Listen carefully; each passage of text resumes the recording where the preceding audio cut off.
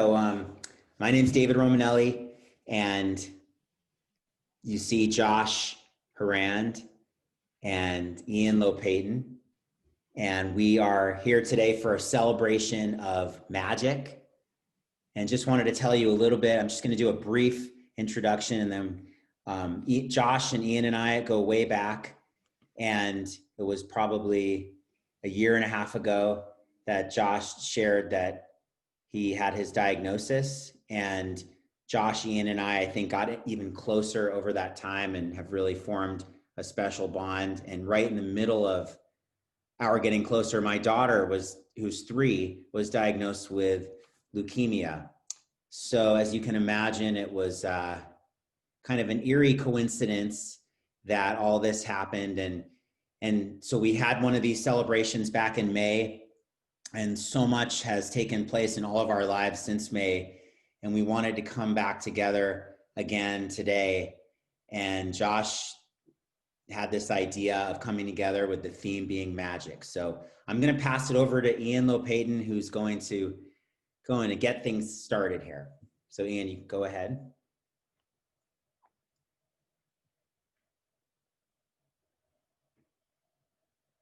You got to unmute, Ian.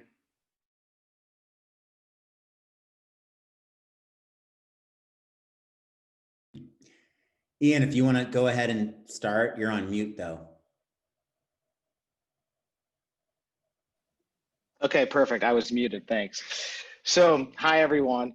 I wanted to just take about 30 seconds here and all of us just sit together and take 3 breaths. And I want to set an intention for our time together today. So if you can just close your eyes and find your breath.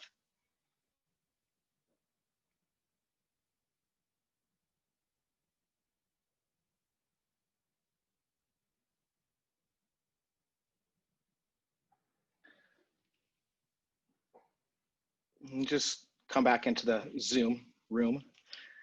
So an intention for us of putting this all together was really coming together. And, not only has my friendship with David and Josh come together and gotten closer and expanded over the last, year and a half here, we've also realized that, we've seen a lot of things that happen in the world around us that is really dividing people and being divisive and being distracting. And I think some of the idea that when we first started behind the idea of magic is a lot of times, magic happens because we're distracted and we don't actually see what happens here. So I just wanted to, set an intention for all of us being here and coming together. And my intention is just for all of us to share. And it's not just about Josh or David or Cooper or myself. It's really about all of us here and sharing the energy. So with that being said, I'd love to pass it to Josh. Well, I kind of want to hear from David, just an update. How's Cooper? And I am going to read some poems from since May, since the last reading. But I'd like to hear from David. Okay, yeah, just briefly. I told you my daughter's name's Cooper, and she was diagnosed with leukemia on May 1st. And it totally caught us off guard because she's a super healthy, happy little kid, and it just kind of came out of nowhere. And now she's in remission, and it's truly been, at first, your worst nightmare as a parent, as any parents or grandparents could imagine.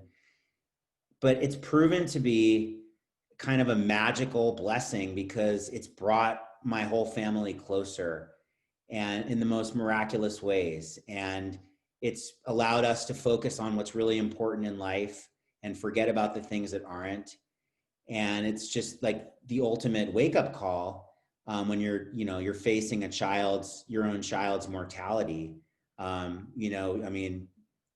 Nothing else really matters anymore. And yet we've had a level of appreciation and joy in our home over the 5 months that is really miraculous. And my daughter walks around the house all day long and she says, "I love you" to all of us constantly. And we think that's because she's receiving so much love in this healing process.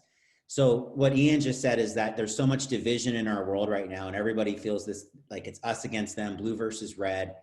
And we wanted to share this experience today of what it's like to come together And, you know, we don't bring any of that us against them into our home, because when you have somebody who's getting better and you're putting all your focus on healing them, as I'm sure Josh knows all about, there's no room for politics in your home. There's no room for arguing.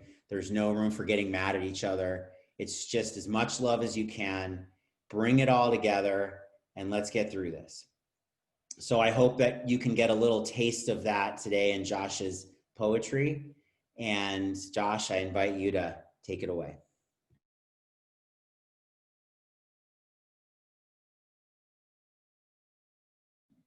Josh, you're now I'm not. Yeah, sorry. I have to toggle between a couple things, but I want to also just echo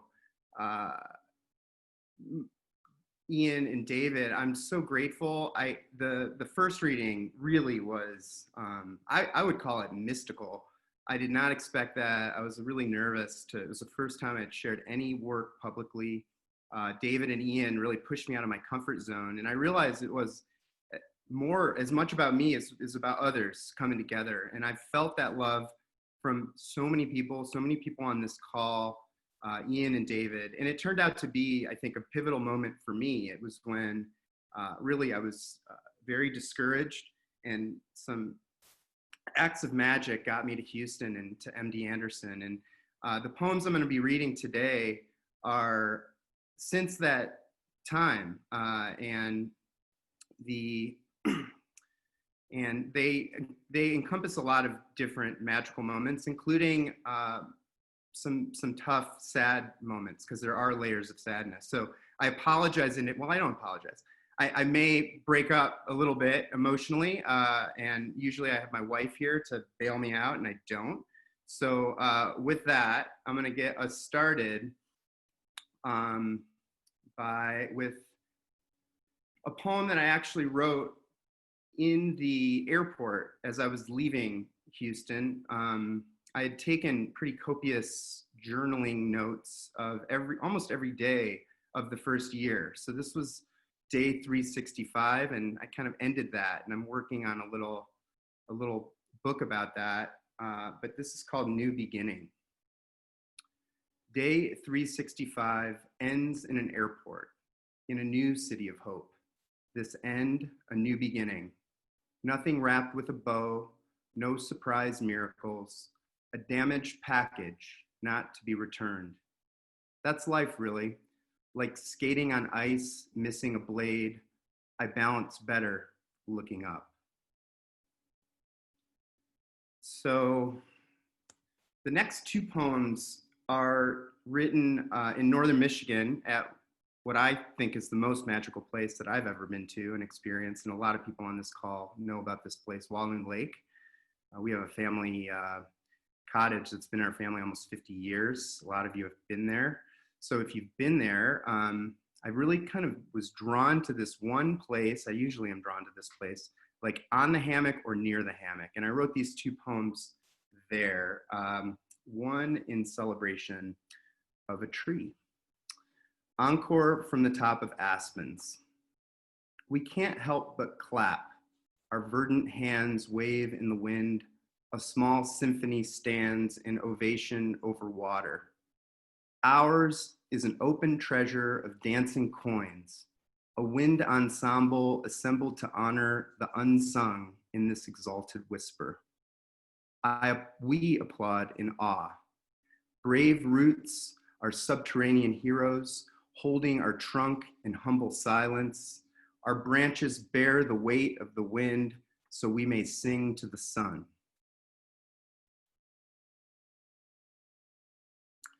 And then probably the longest poem, I warn you, my poems aren't that long. So for those of you that have 10 poetry readings, it's not that long, but it is the longest poem. And this one I had written in that same area. I'd done this Zoom breath work. I've been doing some breath work as part of my healing. And this came right after that session. It was a community Zoom breathwork session. And it really was, I felt like I was connecting to something greater than myself. I use the term God in this. This is called Waking Inward. Gazing up, eyes closed, grounded supine, the heavy breath of grass tickling the skin of my arms. I lay on an angle on the holiest space of this holy place, above the banks of Walloon. Silence magnifies between each wave rolling to shore, as predictable as a breath. In this moment, I won't forget you. Life is abundant here. I breathe in community on a Zoom call, 40 breaths connect over waves. After 30 breaths, we hold cycle after cycle, attention toward heart, my deep grief rises. I think of the thought I shared with Ashley. Since Noah calls me Papa, he could call another man Dad. I cringe at my selfishness. I finally see the fear beneath the sadness. I don't want him to lose a dad. I don't want me to lose a son. I exhale it all. Release, return to breath. I connect with God, call him creator. I modify a mantra, God is in me, to God is in me and everywhere. In this place, in this moment, our relationship feels truer. Our breath is connected to the wind I see within. Our breath is connected through butterflies. My grandfather as tiger swallowtail in the desert, mighty monarch in Michigan. Eyes still closed, mind conjures light as we become a singular entity in the space between breaths. When I open my eyes, I focus on a single maple leaf, holding steady on a single swaying branch beside birches. Why this leaf when they all dance under mother sun? Can we grow closer if the sun belongs to one?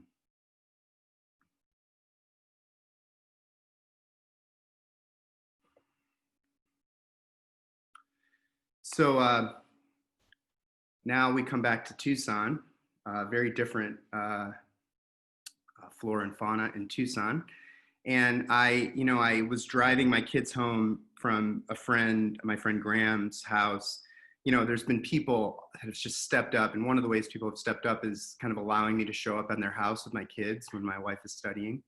So I had this moment where I connected with the saguaro, and, Ian and David, you've been in this state as long as I have. And it really is kind of a state, not just a regional state, but a state of mind living in the desert. And there's really this deep connection with saguaros. They're almost personified around us. So this is a friendship called Forming Friendship. Summer's tacit toggle, crooned from a crispy heat, transports to a moment, our first meeting. Your extraterrestrial stillness marked the beginning of a 20-year friendship. My, how we've grown, stronger, withered, sonoricized. Today, I see you sway, relying on the grip of your shallow roots that ground you in a summer gust. Gorgeous are your cuts, wooden calluses encasing homes carved by woodpeckers. They too are our friends.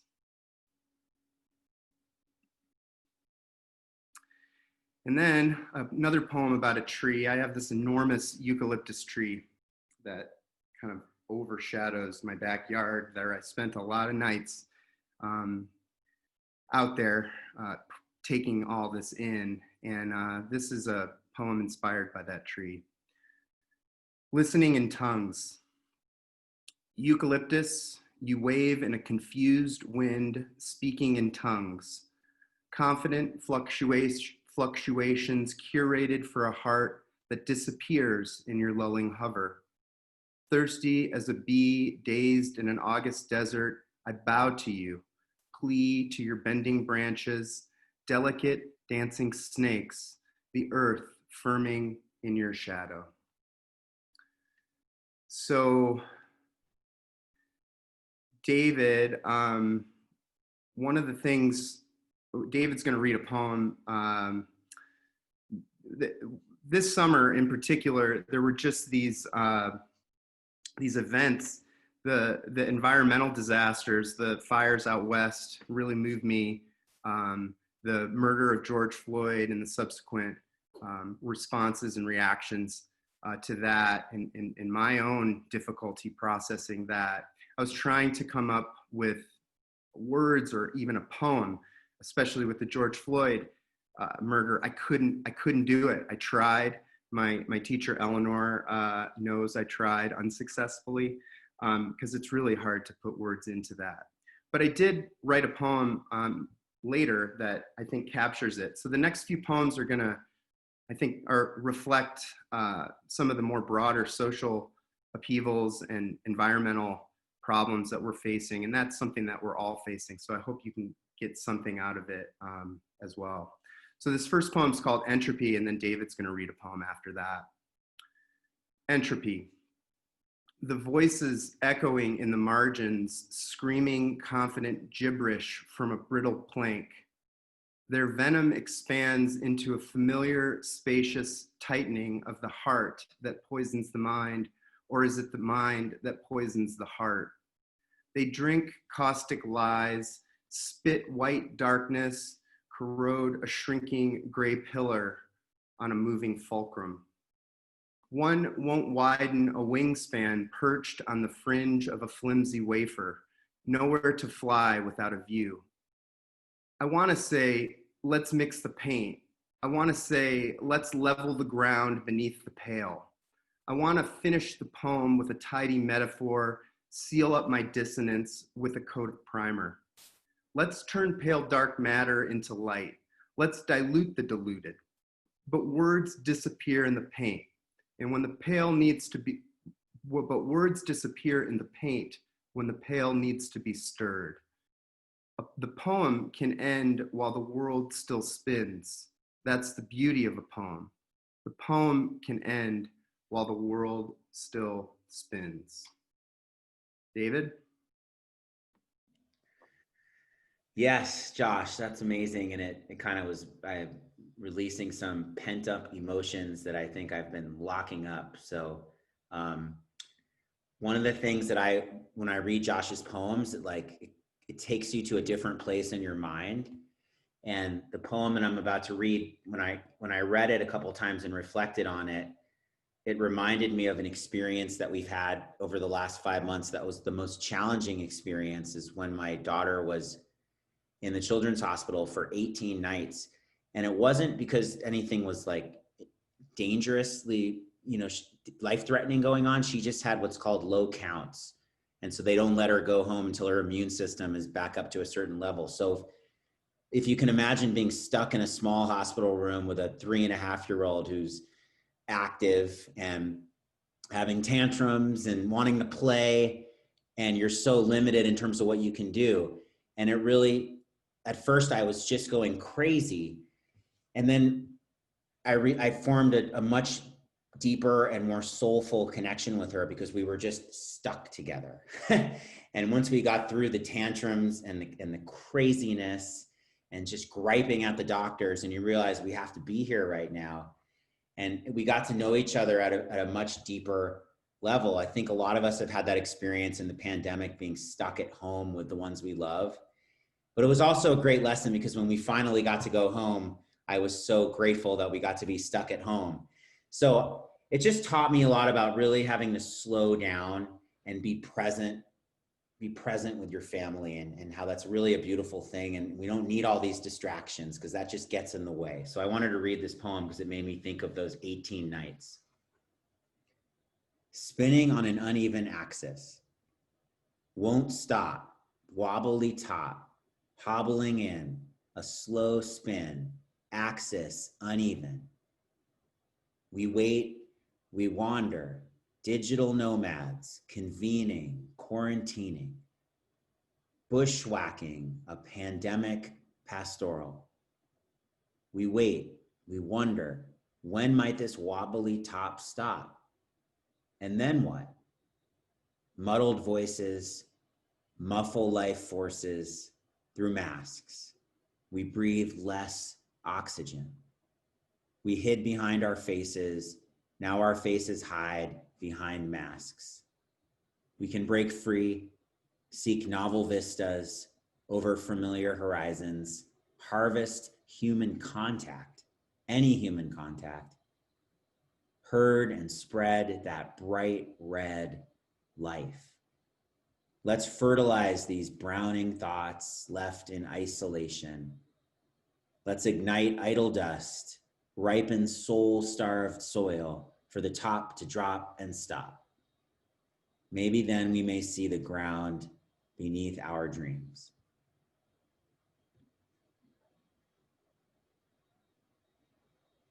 Josh? Thanks, David. Again, I'm toggling. It's a little bit, and I'm turning Siri off. I activate her, not wanting any to activate her. But the next poem, thank you, David, and it's really beautiful to hear that. And I need to credit somebody for this. I got the image of an uneven axis and the spinning top from my teacher, Eleanor Wilner, and I want to just, I think she's out there, and I want to just acknowledge her and how much she has given to me in this year. It's opened my world. And really, I mean, I think poetry in general for me, I had no idea this would happen this way, but you know, I'm a psychotherapist, and this is part of my healing. And I think even us just convening here today is part of my healing. So I want to just express my incredible gratitude. She's the best teacher I've ever had. This next poem, I was really moved by the fires. I have cousins in California and friends, and just, we felt it in Arizona. Like, it wasn't as bad as it was out there, but we could, you know, smoke just filled our atmosphere and our valleys. And I was really sad. And I wrote a poem, kind of moved by that. It's called Smoke. Heaps of burnt dreams hang over horizon, particles of distant fires east and west. I empty death's sheath that thief, now released, collects on the glaze of a hazy moon. North Star disappears, a screen opens, gaze to new constellation. Due south with less desperation, I breathe slower in smoke. So the next set are, you know, this last, gosh, it's been 5 months. I was doing, I'm on a clinical trial through MD Anderson, and part of the trial, the first part of the trial, was taking 2 pretty powerful infusion chemotherapy drugs to just knock this thing back. Unfortunately, I can't say I'm in remission. I'm still in the weeds with this thing. But you know, this brought me to Phoenix 5 times, and to MD Anderson a couple times. And one thing that is, I think, unique to having cancer and going through treatment at this time is the, usually I think you're able to bring people in and share it. And now I think in Tucson and in Texas, there's no visitors. And in Mayo, there is, you can bring a single visitor. Well, I sort of took this on. It was just kind of my experience. So I wrote a poem.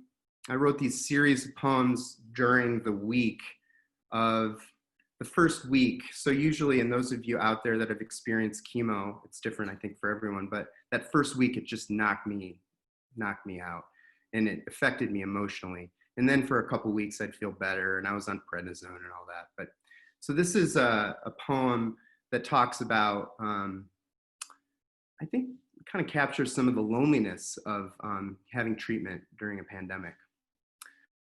Round 2, cycle 5, day 1. The sticker reads screened. That's how we know who's who in these halls.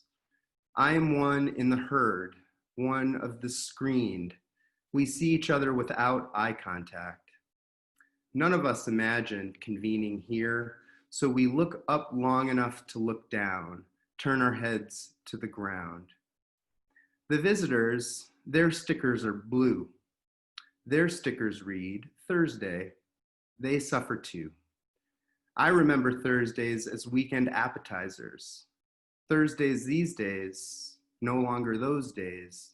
They're longer with less to do. So that was written at the Mayo Clinic in Phoenix. So the next poem is one of my favorites, and this I'm going to give credit to my good friend, my dear friend Ashton. And one of the things that having this is it gives me this time and space to connect with people, and I was able to meet up with Ashton for an early morning hike at this really kind of weird park near Mayo Clinic, and it's really kind of awesome. It was called Reach 11, and I give Ashton credit because he helped me finish the poem. We spent, I think, like an hour together after one of my blood tests. Reach. On the eastern horizon, a fluff of pastel clouds fills the space between mountains. Here I wait beside a bridge, witnessing civilization encroach on an innocent ridge. An urban oasis? No, it's a bone-dry artery in a wash. A wasteland, a refuge, a place for two old friends to meet for a run under a rising sun. The trail blooms with our breath. We find purpose on the path, each step closer to an unknown end. Each step a new beginning. A hummingbird leads, then follows. Each friend leads, then follows. Such clarity in these moments, opening our lives to a brighter world we could not see at sunrise.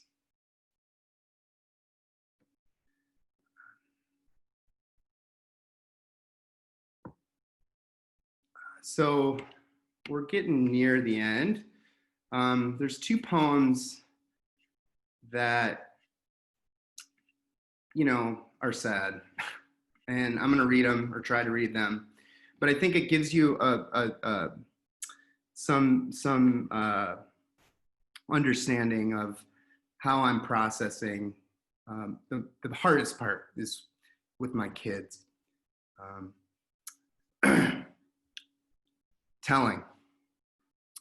My wife told me, our son told her, I hope Papa never dies. They tell me it's normal for kids to talk about death at this age. I tell him, Papa's going to the doctor for a few days. He tells me he's going to take care of his sister and mother. You know, what I've told him. I tell myself I'm preparing to die and planning to live. I tell myself it's not worth it to think about dying. And I just wrote a poem about dying. How telling. And then this poem I wrote recently, like, what's today, the 7th, 4 days ago. I got some not great news on a scan that I'm digesting, and there's usually this period where I digest it and then it gets real deep. And one of the ways that I can manage that is by writing a poem, and I wrote one, and I'm gonna share it. Swimming out. It begins a swell. A heart inflamed rolls on the moment like a black wave. A boy, my boy, he's still my boy, blurts in a car. Can we fly to Vegas? The next thought, a barrel over the waterfall. I flail in the flume. All those trips to Vegas we'll never share.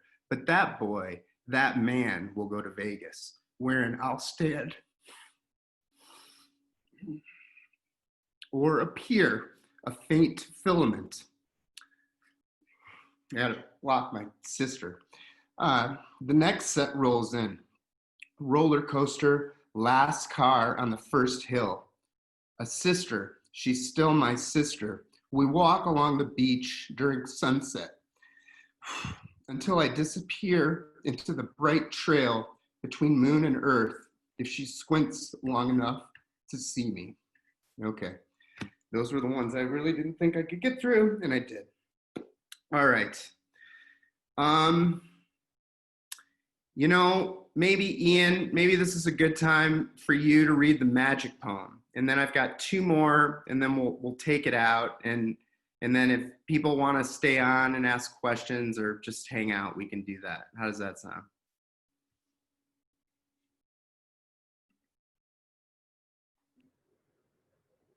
Ian, you want to read magic? You got to unmute.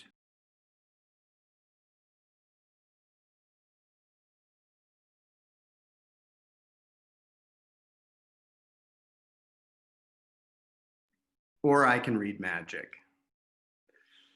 I can't hear you. I can't hear you. I really want you to, I want to hear you read magic, but you're still muted. There you go. David, thanks. I needed David to unmute me. I can't Oh. do it from here. So, wow, that was beyond powerful, Josh. You know, he had sent the poems out and I read them myself, but I needed a whole box of tissues just to be able to process. So super incredible. And just thank you so much for sharing. So when we came up for this theme around the call, we were talking about different things and Josh said magic. I'm like, I like this, let's go with that.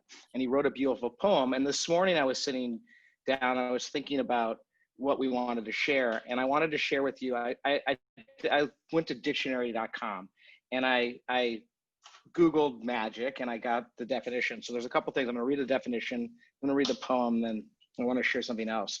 So the art of producing a desired effect or result through the use of incantation or various other techniques that presumably assure human control of supernatural agencies or forces of nature. Finding Magic by Josh Horan. There's magic in the sorrow. There's magic in the pain. There's magic in the sunlight. There's magic on the stain. The cloudy film on glass, mortality's imprint, shines a light on the shadow, extending perception beyond lifespan projection. There's magic in the healing. There's magic in the rain. There's magic in the moonlight. It's magic all around us. Magic, magic, magic. And then the most, I'm gonna call it magical thing that I found is when the first thing in dictionary.com about the use of this art of magic. Magic, it is believed, can drive illness from the body. So that's my intent for this day for all of us and everyone on the call and for Josh and for Cooper. But thank you.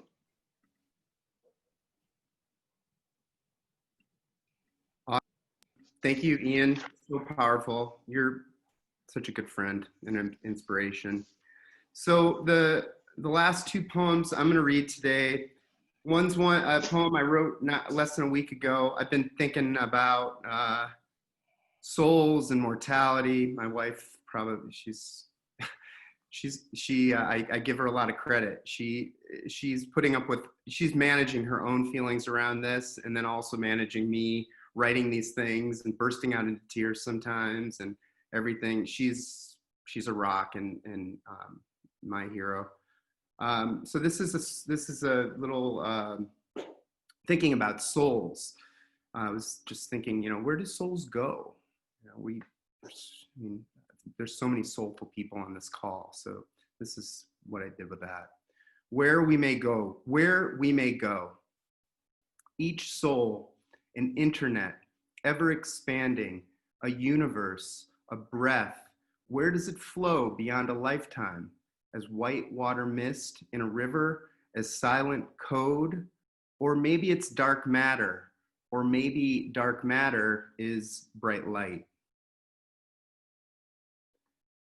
And the last one, the little caption. So I think what I do, I'm hoping to get more of these things out into the world. So if you see stuff out I'm not a big social media person, but I'm going to start putting some of this stuff out. But if you see stuff under like moment poem or the moment poem, that's, I hope, going to be from me in the coming months and putting it out there. So this is a little moment I put, reflecting on moments with my kids on Sunday night at home, hot tub 2 days later. Dreaming now. Maybe if I pause, the current will take me upstream. Her dimples fade in the glaze of twilight's metallic ripple. I disappear in buoyant laughter. Afternoon in a pool equals eternity. Your wind spins me up. Ornamental gravity, this life. I will be folded into your petals that carry butterflies in your gusts. And that was a lot of poems. So I know a lot of you are maybe not steeped in poetry, but hopefully this will inspire you to, be curious about it. There's so much amazing poetry out there. And I know that it's been such a gift to be near the Poetry Center in Tucson and also just to be able to share this with everyone. And I'm really, really grateful. And thanks for taking time out of the middle of your days, or my sister, the end of her day in Tel Aviv. And much love and gratitude. And thank you to everyone who's helped me and my family through this most extraordinary 18 months. Yeah, I just want to say one more thing. If you look at Josh, Ian and I always say it looks like you look so great. And there's a part of you who's thriving right now. And maybe, I don't know if that's the part of you in the scans, but there's a part of you that's thriving that gives me so much hope and makes me feel amazing and inspires me on how to come to my daughter's healing process. And I hope, if my intention is that when you walk away from this today, hold on to the part of your life that's most beautiful and most loving and most vibrant, because we're all surrounded right now with a lot of stuff that's not any of that. And it's what we hold on to and what we pay attention to that carries you. And Josh, every time I hang out with you and see you looking so great amidst everything you're going through, it's a reminder. So I hope that people take that from today. And thank you for showing up and being here. And that was really, really special. Thank you for making it happen, because it wouldn't happen without you and Ian. So so everybody's got things to do. You can jump off. I'd love to say just one thing that really was so beautiful. Josh, so you were sharing a poem, and so my mom, who passed away like 3 years ago, she shows up a lot of time as a hummingbird, and then the hummingbird came up in your poem. But the one thing that I thought of when I got this sign during your reading of the poem was, my mom used to tell me there's a reason why illness starts with I and wellness starts with we. And I think by all of us coming together, we're contributing to everyone's wellness and the wellness of the world. So I love you, and this is beyond powerful. So thank you for sharing. Beautiful, Ian. Thank you. And David.